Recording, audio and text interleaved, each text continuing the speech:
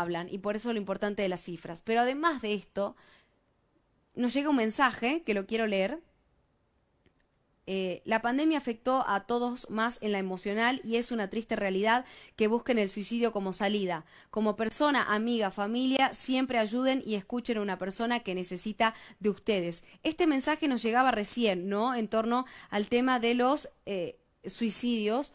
Y por eso vamos a hablar ahora con especialistas en el tema. Y los voy a leer bien a los nombres para no equivocarme. Hablamos de Horacio y la licenciada Nuria Saavedra, además, que también están del otro lado. Ellos son psicólogos, idóneos en el tema, que nos pueden decir, ¿no? ¿Cuáles son esos primeros síntomas para detectar cuando una persona quizás está atravesando una situación como esta? Buen mediodía. ¿Qué tal? Bueno, ¿cómo les va? Si me pueden subir por favor el retorno, chicos, acá en el piso. Horacio, quisiera preguntarle, ¿no? ¿Cuáles son los primeros síntomas para detectar este tipo de situaciones que quizás está sucediendo a un amigo, a un familiar, a un conocido? Ujú. Bueno, lo que hay que entender es que los eventos vinculados con intentos de suicidio o con suicidio consumado siempre tienen que ver con un sufrimiento psicológico, ¿sí? O emocional. Diversas causas pueden estar presentes en la base de este sufrimiento.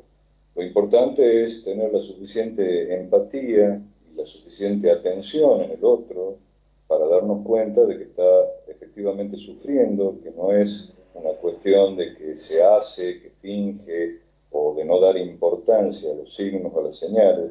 Suele haber además siempre alguna verbalización previa, ¿no? Esto que Ujú. se interpreta muchas veces como una amenaza de suicidio, no hay que descartar, no hay que dejar de prestar atención a estas cuestiones, porque también debemos entender que se generan algo así como ciertos mitos alrededor del problema, ¿no? Ujú. Pero lo importante, repito, es cuando una persona uno nota que está con un cambio de conducta muy importante, que puede tener que ver quizá con señales de una posición depresiva, que no se quiere levantar de la cama, que no tiene ganas, que se aísla, que ha dejado de verse con los amigos o con el círculo social con el cual habitualmente se encontraba y podía disfrutar. Y esa palabra es importante, si vemos que la persona no está teniendo la posibilidad o la capacidad de disfrutar de lo que disfrutaba habitualmente, si a eso se suman situaciones de vulnerabilidad social, económica, o psicológica, si hay alguna señal de que pueda haber habido, no sé, alguna situación previa de un abuso de cualquier índole, digo, son una serie de factores, pero lo importante es poder percibir, darse cuenta cuando una persona efectivamente sufre y estar atentos en ese sentido, Ujú. porque bueno, la modalidad más acorde o más importante para dar una mano en ese sentido es acompañar y ver de viabilizar o de facilitar la accesibilidad a un proceso de psicoterapia. Eso. Horacio, cuando uno habla de un proceso de psicoterapia para dimensionar lo que significa esto, no es que hay un remedio y viene una cura, ¿no? Depende de cada persona, pero generalmente ¿cuánto dura un proceso de rehabilitación, si se quiere, psicológica? El tema con un proceso psicoterapéutico es que nosotros nos vemos siempre en la obligación de rescatar la particularidad de cada paciente, de cada Ujú. caso, ¿sí? Cada persona tiene sus tiempos Sí. para primero poder reconocer su problema y luego poder empezar a hacer algo al respecto, a generar los cambios, las modificaciones que son necesarias en función de ganarle terreno al malestar y trocar ese malestar en una situación de mayor bienestar. Ujú. Entonces no se puede hablar de un tiempo específico, Claro, promedio, yo diría, a ver, de buenas a primeras, no menos de 6 meses claro. de concurrir a una terapia, pero hay De personas ahí que en pueden más, necesitar más o claro. menos tiempo, ¿sí? Ahora, También depende de la situación. ahora con la pandemia, en tus consultas quizás podés notarlo o hacer un promedio de, ¿se ha acentuado el tipo de visitas por ahí por depresión o estas cuestiones, factores que terminan determinando una decisión como esta, ¿no? Desencadenando una decisión, perdón. Sí. ¿Se ha notado más? ¿Cuál es el promedio de consultas al respecto? Sí, lo que se ha notado es un incremento en la demanda, ¿no? Básicamente porque con esta situación de la pandemia, el aislamiento que tuvimos que pasar, los temores que se han incrementado, ¿no? Que tienen que ver con la cuestión mortífera de la enfermedad, Sí. han generado, sí, es verdad, un incremento en general, en todas las patologías que podemos asociar a la salud mental. Temas, por ejemplo, vinculados a trastornos de ansiedad, Sí. temas vinculados a factores depresivos, los consumos de sustancias, tanto legales como ilegales, también se han visto incrementados. Esto es lo que vemos en la consulta, ojo, ¿no? Lo digo así de primera Claro, tu mano. experiencia personal. Y ahora, como profesional, y entiendo que estás en el tema, ¿Salta cuenta hoy con índices claros al respecto? Es una pregunta que me hacía recién, porque por ahí veo índices de años muchos anteriores, ¿no? No he visto, no he encontrado estas cifras o estas estadísticas tan importantes, ¿no? ¿Cuentan con este trabajo? Sí, sí, de Ujú. hecho sí. Vos hablabas hace un rato de la Secretaría de Salud Mental y Sí, Adicciones de la provincia y del programa Guías que sí, funciona acá en el Centro de Salud 63. ajá, De hecho, estoy acá con la licenciada Nuria Saavedra, quien es jefa de ese programa, así sí, que quién mejor que ella para poder perfecto, por favor. comentarte Sí, sobre el tema. Lo único que quisiera agregar antes de sí, por pasarle favor. a ella es que Salta se distingue y esto va a generar una cierta discrepancia con las cuestiones estadísticas que vienen desde afuera, ya Ujú. sea de Nación, de UNICEF o de cualquier otro organismo. Salta viene generando una estadística propia, ¿sí? Ujú. Lo cual, a diferencia de muchas otras provincias, en las cuales quizás las estadísticas muestran números más bajos, pero Ok, esto no sé si tiene que ver tanto con la inexistencia del problema como si quizás por la falta de registro del mismo, ¿sí? claro. Esa Así estadística que propia, nada, ¿qué cifras arroja hoy en el último tiempo en cuanto al índice de suicidios? ahora les paso con la Ah, licenciada bien, Saavedra, bien, por favor. que Muchas maneja gracias. mucho mejor ese tema específico que yo. Muchísimas gracias. Gracias, por favor, Horacio. Ahí estamos entonces ahora por Hola. hablar con Nuria. ¿Qué tal? Buen mediodía. Le preguntaba, ¿no? Recién Horacio, ¿me podrá contar un poco de cómo, si tienen esa cifra según el último tiempo, último año?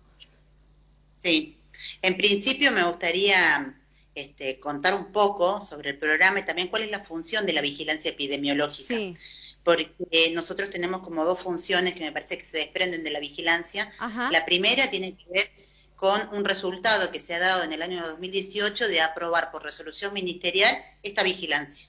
ajá, Pero esto requirió de un trabajo previo. ¿En qué consistía? En primer lugar, en tal como planteaba Horacio, nosotros habíamos identificado como dificultad, me refiero a nosotros en Salta, nosotros los salteños habíamos encontrado como dificultad que no teníamos un dato creado por nosotros mismos. ujú, La información que recibíamos era por ahí de UNICEF o de otros organismos, pero no podíamos dar cuenta de cuál era nuestra realidad. Y en ese sentido pensábamos que era fundamental también poder ubicar la realidad de las diferentes zonas de Salta, porque no es lo mismo Salta Capital que San Antonio de los claro, Pobres, Virulla, y nosotros, que somos quienes trabajamos acá en la provincia, sabemos cuál es esa diferencia, ¿no?, entre un lugar y otro. A veces decimos son 150 kilómetros, parece poco, pero la realidad es que se ve una cuestión completamente diferente. No hay mucha cultura, me parece que hay que tener en cuenta esto de la diversidad cultural, me parece que hay que tener en cuenta todas estas cuestiones que hacen a los salteños. ujú, En ese punto se aprobó por resolución la resolución ministerial de vigilancia epidemiológica. ¿En qué consiste? En que todo personal de salud tiene la obligación de notificar cualquier intento de suicidio, autolesión o ideación suicida de la que toma conocimiento. ¿A quiénes nos notifican? A nosotros, que somos los que ujú. llevamos adelante esta vigilancia. ¿Para qué nos sirvió esto? Para tener datos y poder pensar políticas y poder tomar decisiones en relación hacia dónde era necesario reforzar, cuáles eran el tipo de trabajo, teniendo en cuenta esto que te planteaba recién sobre las Ujú. diferencias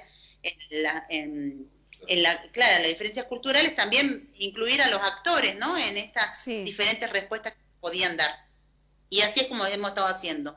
Pero algo que es fundamental en relación a la vigilancia epidemiológica, que me parece que a mí es lo que más me interesa remarcar, es que nos permite una detección oportuna de las situaciones. Esto se sin trata de dudas. prevención.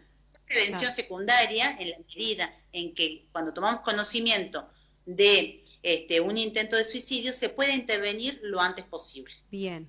Para eso es la vigilancia, ¿no? Inclusive me gustaría también remarcar que el principal factor de riesgo que encuentra tanto la OMS como todos los organismos internacionales, el principal factor de riesgo es la dificultad en el acceso al sistema de salud.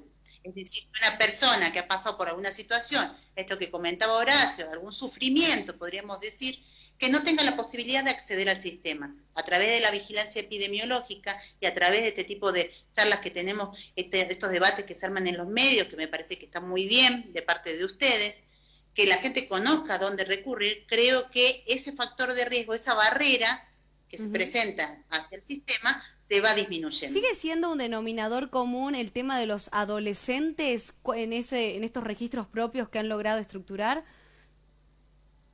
Sí es verdad que suele haber un aumento, la mayor cantidad de casos se concentra en la población entre los 14 y los 25 años, habiendo inclusive un mayor aumento todavía entre los 14 y los 19. Eso es cierto. También es cierto que vos preguntabas hace un rato por la pandemia, y me parece que eso es fundamental tenerlo en cuenta.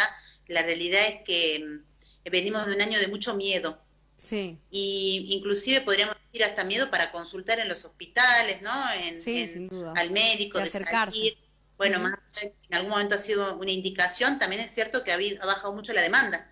Pero uno podría pensar, la demanda había bajado, o la captación del personal de salud, por ejemplo, esto es algo que nosotros hemos podido ver en la vigilancia epidemiológica. Había menos intentos de suicidio, pero eso se debe a que menos intentos de suicidio notificados, me refiero, ¿no? Sí. Y eso se debe a que hay efectivamente menos intentos o que la gente no consulta.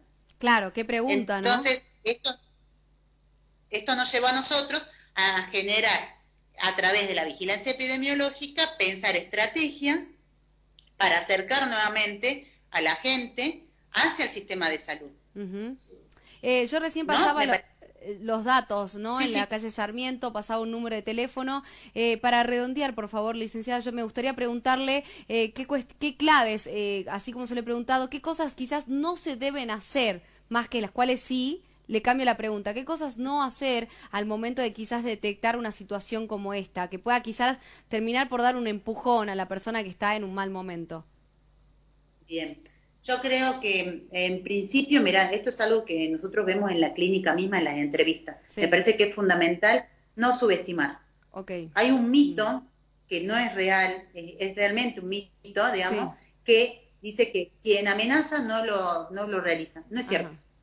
Okay, bien. Entonces me parece que no hay que subestimar la palabra del otro y siempre no hay que tener miedo, hay que consultar.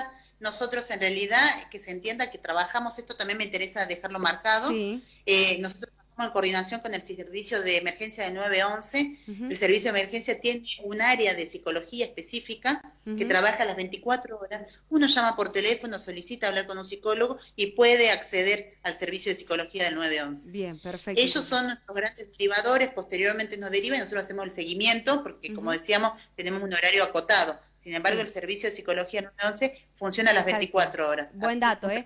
Me quedo con ese mensaje de no subestimar. Eso me parece que es la conclusión para un tema que da para mucho, pero que intentamos llevar un poco de luz, porque sabemos qué sucede, y esta pregunta que usted hacía, ¿no? Que no esté notificado no significa que quizás no esté sucediendo, y por eso si del otro lado sabes algo, tenés todos los contactos habilitados. Nuria, Horacio, agradecerles por esta comunicación, por la información. Seguramente lo seguiremos de cerca y volveremos a dialogar en otro momento. Ahí estaban entonces los licenciados psicólogos en el tema. Si vos sabés de algo, tenés el número en pantalla, también el 911, la Secretaría de Salud Mental y Adicciones, hay a dónde acercarse, digo, ¿no? Entonces, manos a la obra, ¿eh? Cambiamos rotundamente de tema.